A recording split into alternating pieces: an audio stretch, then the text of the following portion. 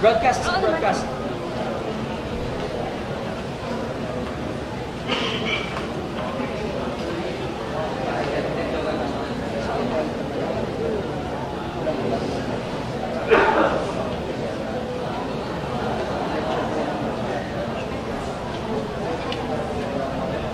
In 30 seconds.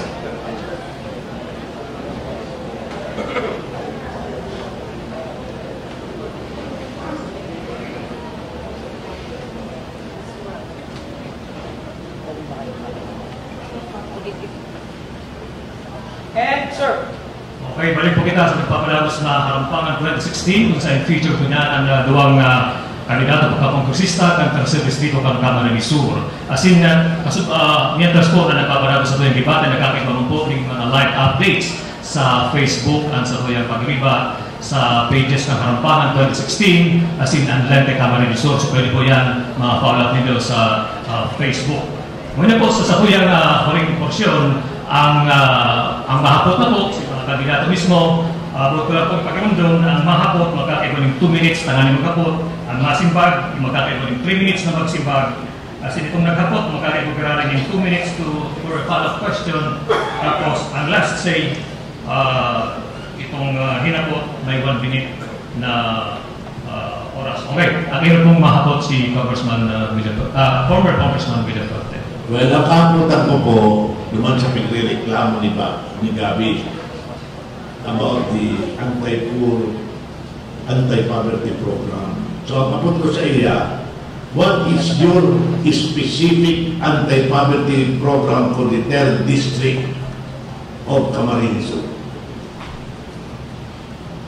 Tapos na po, Vice Mayor, 40 minutes. Ako po pagkakadakol akong programa na gusto kong i-implementar review sa 3rd District ng Camarines Sur. Pero kuya ang specific program na gusto kong itulog-tulos immediately after I assume office as congressman. Kuya, tutugutan po nito. Ini yung pag-develop ng mga inaabot ng integrated area development programs. Halimbawa, ibang katiripunan, ining lakas ng kababaihan.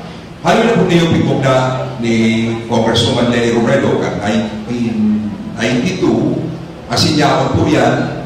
Ibaba po kita sa pili ng Mr. and Mrs. Pagkatapos sa Calabanga, igwaman mga katiripunan, ng mga kababaihan, ng mga kadalakihan. Iyan, i-empower that. We will have to review the CCT, we will have to review the local government code. Tagani pong takwanan ng diretso ang mga grupo pong iniyo na maka-engage sa mga livelihood projects with the support of the local government units.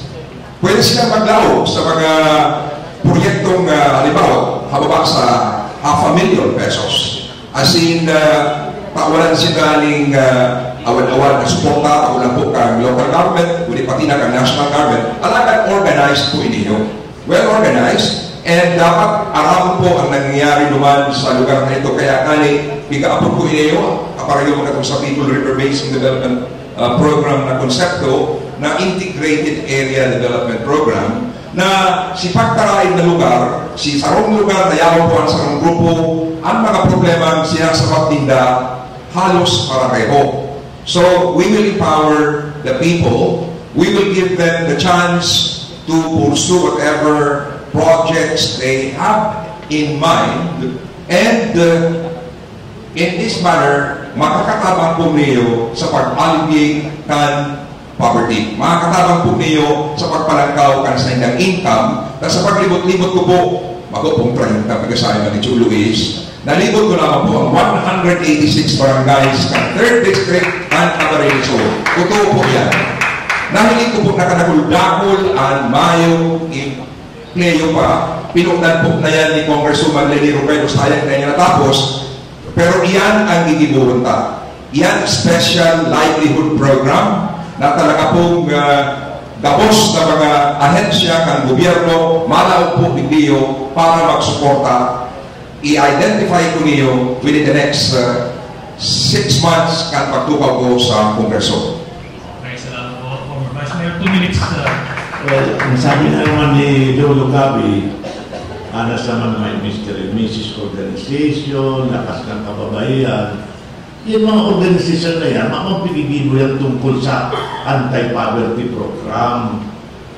Kung masabi kang integrated area development, luma ng tuktugin ng tabi, then yan nag-asirkan to. Ang pinaabot ko sa inyo is specific, directly to the poor. Ako itong mga empowerment na naman na dahil magpapaliwanag. Marami na magsabi, I will empower the people. Magayon na pagdamugot, pero mga gustong sabihin, kung dahil mo i-specify, dapat ma-formulate kita ng programa sa iba-ibang sektor, not as an integrated area. It has to be sectoral. Kung para-uma, kung fisherman, kung urban-poor, kung nasa trading sa public market, tawag na silang oportunidad, but very specific. Dapat araw kaya ng kaya for women, or for the youth, for the senior citizen, for the elderly, for the PWD. Yan ang gusto kong sabihin, bakit itong ikaw pinunan, na naman natin naintindihan kung ano sa pinunan, ipapadagos niya, kung araw mo anong ipapadagos, be very specific. Kaya sabi ko ba ang economic growth rate, maski taon-taon na ikin-upgrade, it will not trickle down because it does not identify who benefited and who did not benefit. Ang bagong paradigm ngayon sa anti-poverty program, it has to be directly addressed to the specific sector of the poor. Ikadua, ang indirect, dapat sa education, dapat sa medical assistance. Na-mention mo ang CCT. Ang CCT is a dole out. Ipapadagos na yan. Pero, tatawag ka, 1,400. That is not enough to earn a livelihood. In fact, they're obligated to pay that for the education of the children and their health concerns. Okay. So that is not an anti-poor program. Okay po. 1 minute po. Specific pa itong programang ito. Aray. Ang pinasabi ko ba may programa kita na directly, we will address the concerns of specific groups. Halimbawa, kaya mention ko sa inyo ang lakas ng kababaihan, empowering the women. Ito sa naman ng envelope. It doesn't mean that we will exclude all the other sectors. Bakit kung gusto sabihin ka ito? Tapos na sektores, inalaot tayan, tanganing patakwanan sinda ni financial support through this program. Kaya kani, hihilingon na naman kung ano ang pwedeng ibuhon kan sarong sektor, ano ang proyekto pwede nindang ipa-implementar, asigurado ang kaipuhan po ninda, tatabangan yan kan local government unit, siling man po kan national government. Iyan, direct tayo na maray. Direct intervention iyan. In the same manner na itong 4Ps or conditional cash transfer na direct naman na intervention ng national government. Okay. Tapos na po ang first Rejoinder. Tapos na po si Rejoinder. Magsunod na kita sa next question na aming makabilog kita. Former Vice Mayor Bernardo, yung question. Hindi po, kay John Luis. Paano ka magiging epektibong leader kang tercer distrito kung paraiwan, in quotation marks, ang trademark ang bilog na karera mo bilang politiko. Tamala nga ni, iniwan mo si Jesse Robredo, iniwan mo ang sarili mong akit na si El Rey, kaiwan mo pa ang makuapo mo si Mix, na kinasawan mo pa sa Korte Suprema huli sa politika. Guminana pa din naman si Mix sa pagkaaram ko. Mayo kung kinaso sa Korte Suprema, kaya ka nakakaintindi bago ka mamugado. Ikadua, dahil ko sila iniiwal. Ako ang nagpakandidato kay Jesse Robredo. Siya ang nagtalikod sa kuya. Si Mix, o ibalik mo pa si El Rey, kung di ka nagtutubog sa Diyos at sa Biblia, ano ang sinasabi mo? Honor your father and your mother. Sisa may kasalan. Si ama o si aki who does not respect and honor their children. Ang kapit na kaya, bako man substantive, nag-create na naman siya ng lingwahe na parakiwal. Haluin ng tugtugin yan. Pero hindi ko nang gagana pag inisyo sa kuya yan. Kaya sigurado na madadaw.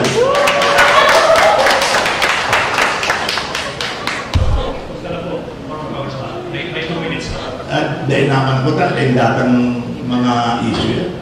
Mayroon ka man ang danan yan. Ang nagtatarang kayo itong madadaugon, naghahanap ng personal na issue. Mag-issue ka sa substantive program of government. Yan ang importante. Okay. 2 minutes. Ano nga yung kamanundanan, Joe Luis? Ano nga yung kamanundanan? Sikat na nga rin sa national TV. Ha? Na ikaw po baga ka ma? Dapat po ka ma? Piguro lahat ng yan. Yung nani po, family po baga niyo, part of the... Uy, patara mo po ako, Joe Luis. Sige lang, kaandahan 5 minutos. Nag-comply lang po kita sa requirements sa kuya pong debate. Pamilya po mag-asarap niyo sa mga dapat ito ka sa mga araw po kaniyong urulay. As in, di mo pwede i-dismiss yung issue ininamayong kamanundanan. Ano nangyari? Nahiling kan mga tao, nahiling magulang po kan mga taga-Bicol, kundi kan bilog na Pilipinas, ano ugalit mo po? Pagkukul ko ang Biblia, miski ba kasi, hindi ko nasabihin sa pangaran, he can quote the Bible. Pero araw kaniyo, bilang ika-ama, ikabuta ang dapat na maging modelo, ikalugot ang dapat magpaarog sa imong mga aki kung ano ang dapat ng gibuhon. Pareho ang satuyang kamugtakan, pareho kita ama, aramdaman ang dapat ng gibuhon sa satuyang mga aki. Nangangalas kami sa nangyayari mo niyan, katupa, ang saan mo, luma na rin tugtugin, pero up to now, this particular issue persists. And we cannot just dismiss this, Joe Luis, as mayong kamanundanan in your own word. Pero 1 minute final say. Happy na sabi ko mayong kamanundanan, tapi nag-uurulayan ta dito, platform of government, concerns of the community, local or national. Tapos tatakot na kang personal, ako doon ka manunod sa agaw mo, pero ako kung gibon yan, tama ka ng kamanundanan na ikit. Ika kaya ka ng isyong iba. I-discuss mo ang merito kan sa imong pagkatao, i-discuss mo ang sa imong kwalifikasyon, i-discuss mo ang sa imong gustong gibuhon sa ikakarahay kan komunidad bakong magrakak kan sa muyang pamilya. Kung iyan ang gigibuhon mo, ay talaga mauubos-ubos ka ba o kang maray. Tadain man gusto kang tao yan eh. Abo ang tao kayo sa araw ka ng public forum, sponsored by the church, sponsored by the Comelec, na nagre-risk ka ng mga isong yan. Tamahayo ka ng gustong sabihin na sumay sustansya. Mag-isip ka. Okay. Kung gusto pa rin yung palabaw na, pwede ka mag-1 minute. Kung gusto pa rin yung palabaw. Ako kung mag-diskusyon ka ng mga mayong kamanandana na issue. Okay, tapos na para makidwa pa another question.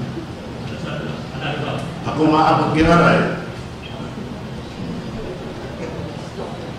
Ang sabi na ng Kasubago, ang anti-poverty program nila based on financing. Dahil mo masosol ang poverty program based on financing. Kaya ini ang follow-up question ko sa iya. Being a councilor, aspiring to be a congressman in the district, what is your legislative agenda to make more effective the promotion and development of micro, small, medium enterprises in the Philippines? I'm talking here of your legislative agenda, please. Okay, 3 minutes po. Hindi po sa Naga, para po sa kaaraman ni Sa district, Joe Luis. Hindi po na sa Naga. Sa Naga muna. Sa kuya ba? Ako ba nagkatarang? Joe Luis.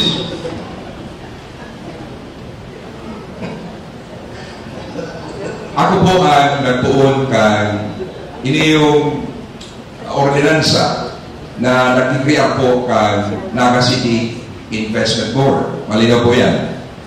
And iniyo po kung ini-create ko po kan ako kung saan pa lang 1997 mga 1990s na nagtatao po ng suporta sa mga micro, sa mga small and medium scale industries na magdanay po, magkusog hindi po sa Sudan ng Naga. Ang araw po kaya na estilo, iyon po ang igibuong ko sa Kongreso. Para gusto po yan na tatawanan ng pag-atensyon, yaon po dyan ang pagtaon ng mga incentives. Ikaw po kaming pighaman man hindi baga sa Naga na piga-apod na Investment Incentives Act. Ako po kaya ang co-author. As in, ini sa pagbiling ko, sa national level, i-replicate na po iniyo na ikaw na mga in-place na mga legislative actions, ikaw na po mga in-place na laws kaniyo, papakusugon na pala po, papakusugon na lang, at nalaman po kaniyo mga saradit na negosyo, lalo-lalo na po itong mga micro enterprises na kinakaipuan po ng suporta. Ako lang po sa pagtaoning capitalization, kundi in-nurture na po niyo, palakupunta po iniyong araw kaniyong sistema. Tayo lang po niyo ang sarok sa mga paagi. Tangali pong mawas ang kadaglan sa kuya sa dalnak ng pagtios. Yan po ang sa kuya pagtubod. Suportahan po ang mga small scale industries na niyo. Suportahan po ng mga medium scale industries. Tangaling ang ekonomiya na po, lalo pong maging makusog. Tagapos po makakabali. Bakit lang po itong mga big companies ang magkakaiguan ng maray na estado, magkakaiguan ng maray na futuro, kundi gabos po. Ini pwede tang gamito ni Dio ang slogan na gabos kung gabos, ubos kung ubos. Gabos po ni Dio ng mga tao dapat ibalik sa pagpapusok po kaniyong mga industries na araw po kaniyo. Right. So, 2 minutes. Anas generalities. Pigaabot ko walang specific legislative agenda niya. Nag-create na siyang investment board sa Naga. Bako man yung legislative agenda, masabi ka, masuporta kita sa micro-industries. Ang apot ko, ano ang suportang itatao mo? Bako na naman ito, na naman generalities. Mababalik na naman kita naman sa empowerment, matutok sa general ating suporta. Dahil ka maintindihan ng pagdadamog sa imo. Ang pigaabot ko sa imo, uulitong ko. Ano ang bibibuhon mo sa Kongreso tanganing mapakaray specifically ang promotion and development and implementation of micro, small and medium enterprises in our district. Our district is composed of Naga City, Kamaligan, Canacman, Macarao, Bumbon, Calabanga, Pili, o Campo. Balikan na naman kayo naman sa ubos kung ubos na naman namin na ubos, Naga City. Apo ito mo niya, nasa ilang micro-enterprise program sa Naga City specifically. Pero ang tao involved, what kind of facilities did you offer, what kind of financing, what kind of technical assistance. Ano nangyari? Iyan ang pigaabot ko, yan tabi ang simba bulbon. Okay? Last 1 minute. Ulitin ko po, paglanong ka po, Julio Ace. Ulitin ko. Iniyo, may mga kabandalan na upak. Hindi ka pa nakakatarong, nag-uupak na. Ala. Dahil nagsusunod sa rules. Ulit na 1 minute. Ulit na 1 minute. 1 minute. Okay po, ulitin ko ha. Sinuha ng 2 minutes. Iniyo, ang sistema kanino, pawalan ka ng suporta, pagulang ng financing, pagulang ng capitalization, all-out support ang itao po tabo ng sa mga micro enterprises, tangani po magtalubo, tangani po magkusog, takong dahil kanino tatawalan ng suporta, itong iba-ibang klaseng suporta. Bakit lang po yan na sasabihan ta, okay, kakakuha ka ng capital, mag-gibo ka na ng araw kaniyo. Yaon po ang pag-antabay, halimbawa kang local government unit, yaon po ang pag-antabay, kang iba pang mga ahensya, na kaibahan po dyan mga national agencies, araw kang DTI, araw po kang DOLE, araw po kang sa tuyang PESDA, yaon po, all out dapat ang support sa mga araw-galing enterprises. Tangalay pong ma-nurture sila, magpadago sila, masustain na ang sila growth, asin makatawa po sa ekonomiya. Right. Mahal mong kinala sinabi. Masuporta. Anong specific micro? Sa inyong lugar. Anong klaseng negosyo? Papunuan po kami nito niya. Tapos ako diba sa issue na yan, meron nakating sa ako. Okay. Ang hapot ko sa inyo, kung ipapalag may hapot pa ka mo, taon na ka mo sa inyo 3 minutes close statements. May na po kayo kita oras. Sige na. Okay, unang na sa tuyang closing statements. 3 minutes po, ayun giray si Congressman Villafarte. Salamat po sa sponsors kaniyong sa tuyang dialogue or debate, if you want to call it that, na kikawan kaming oportunidad, makapaliwanag. Ang observasyon ko lang tabi, itong mga topic na pagtao sa mulya, na yung pag-uulayan, pero na man na-diskusyonan. Yan lang ang sa kuyang observasyon. Pero, in spite of that, nakula ang oportunidad na tinao sa mulya, tanan yung mahiling manindo. Kung si Isay ang may nakakaintindi, si Isay ang may kwalifikasyon, si Isay ang may eksperyensya, si Isay ang nagbabalubagi sana na mayo maning sustansya ang pagsasabi, kundi ba kung generalities, maaman specific na kasimbagan sa mga kahaputan. Ako po, sabi nga ni, haloy na. Kaya ako po, ang pananaw ko, hararo, harayo sa mga wide-ranging problems. Ang sa kuya ko pinaasikaso ako sa ng economic, pati social, pati economic, pati cultural, pati arts, pati sports. Kada ako lang po kung nahaman dyan. Ang nadarakong proyekto hindi po sa 3rd district, mayroong makakaarong. Ang nadarako po hindi more than 6 billion pesos project in all the 186 barangay.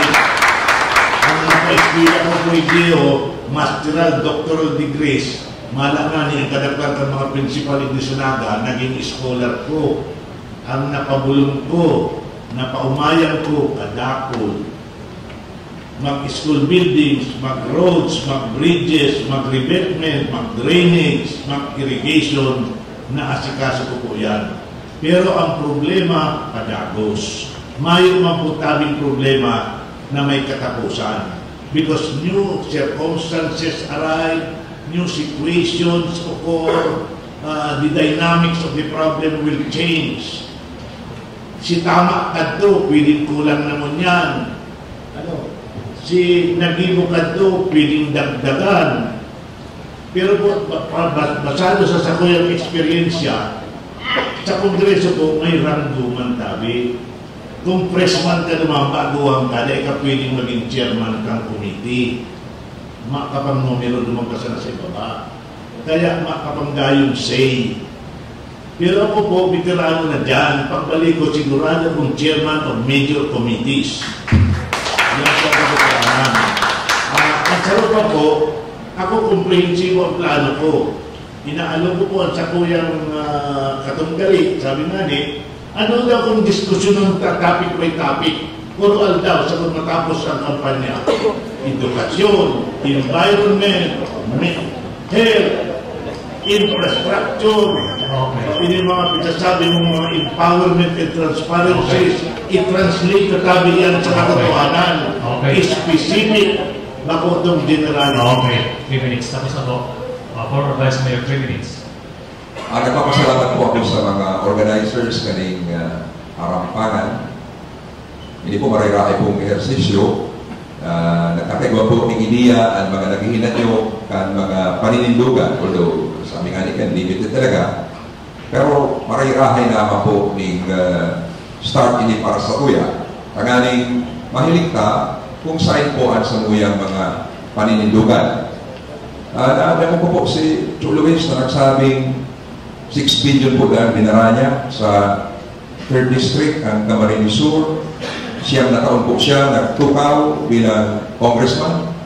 Ang pagkaalam ko po si Kung Lenny, dahil nga ni tulong taon pa, halos maabot na po yan, 6 billion mo yan, sa mga proyekto sa Bilog, na Tercer District. Bahala namin po kayo magsabi ang district office, pero maliwanag po yan na aabuto na po yan sa imong yan figura, kung rin ang sabi mong figura. Ngunyan, ako po, ansa ko yan ang pong masasabi po sa inyo, sa mga naghihinan nyo sa radyo, sa television, ansa ko yan pong pakiulay, ansa ko yan pong commitment, iyo po sa mga kinapuburehan ng kapareho ko. Gigibulong ko po ang gabos. Natawan po kamo ng tingog sa Kongreso. Gigibulong ko man po ang gabos na mairepresentar ka mong tutol sa Kongreso. Nihulit na sa paglibot-libot ko po sa 3rd District for the past 6 months. Kuminsan ka mga po si Congresswoman, kuminsan na kami na po niyan, sulo-sulo. Kadako po akong nakuang inagranay, kadako po akong nakuang mga dapat pang magibo, tanganing mapakarita po ang sa tuyang distrito.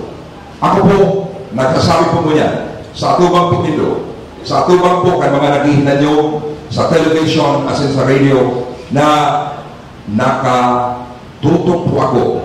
Yaon po ang sakuyang pagsuporta sa mga kasarabitan sa kinapuburehan. Yaon pa po ang sakuyang pagsuporta sa pagmukna ng sarong komunidad na nakaangkla sa hustisya, nakaangkla po sa pultol na paggobernar, nakaangkla sa demokrasya. Salamat po marami. Salamat po. Former Congressman Louie Villarreal, si former Vice Mayor Gary Bordado, salamat sa inyong presensya. Alikot na rin sa tuyang oras, talaga kautuman, nagkabilo kita ng ideya sa mga votantes, katakot ka sa tuyang mga kandidato para sa Distrito, Pagkata de Lisur. Ipasa ko na po ang mikropono kay Grace. Thank you very much. Martugan, let's give a big round of applause for these 3 gentlemen na very, very successful at sa kanyang debate nila. Congratulations po sa kanyang mga audience dahil naging very, very civil kita. Nagpahiling kita ng disiplina and sobriety